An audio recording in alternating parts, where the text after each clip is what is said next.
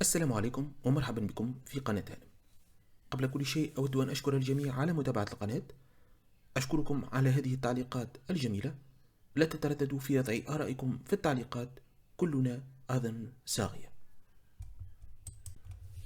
نلتقي اليوم لنتعرف إلى 5 نصائح للمصارع والممثل المعروف جيت لي.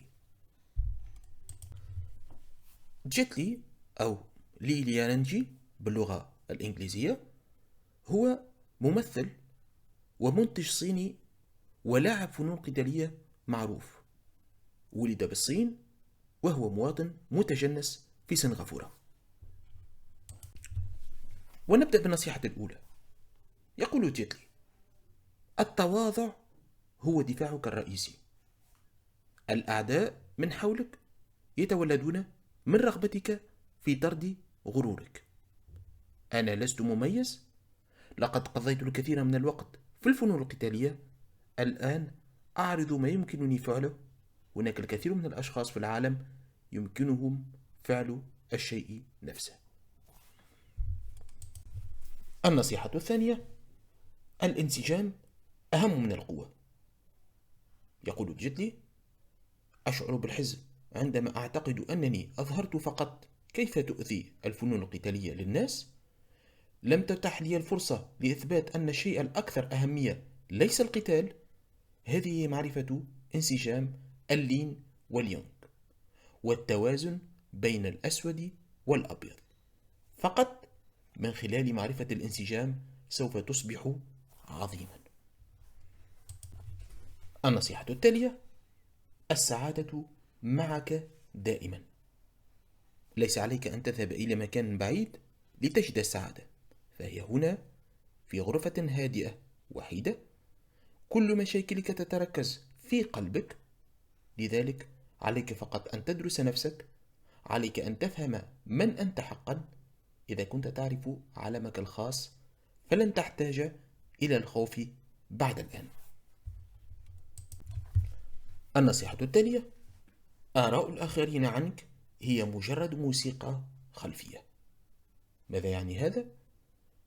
يعني أن تتعامل مع تقييمات الآخرين وكأنها أغنية من الراديو. إن قالوا مثلا أنت رائع فهذا جميل، إن قالوا أيضا أنت أحمق فهذا جميل. إذا كنت تهتم بآراء الآخرين أكثر من اهتمامك بآرائك الخاصة فستكون لديك مشاكل. النصيحة الأخيرة: الموت يمنحك الحياة. ماذا يعني هذا؟ يقول جيت لي: أنا مستعد للموت. إذا فهم الشخص أنه يمكن أن يموت اليوم أو غد فإنه يبدأ بتقدير كل لحظة ويحرص على كل لحظة من حياته، حتى إذا مات غدا لا يخجل من آخر عمله.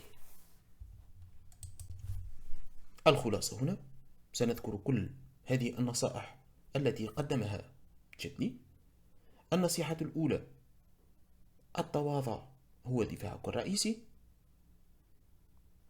النصيحة الثانية: الانسجام أهم من القوة. النصيحة الثالثة: السعادة معك دائما. النصيحة الرابعة: آراء الآخرين عنك هي مجرد موسيقى خلفية. والنصيحة الأخيرة: الموت يمنحك الحياة. ما رأيكم أخوتي في هذه النصائح؟ أرجو أن تكون قد نالت إعجابكم. لا تترددوا في إعطاء آرائكم في التعليقات، كلنا آذان صاغية.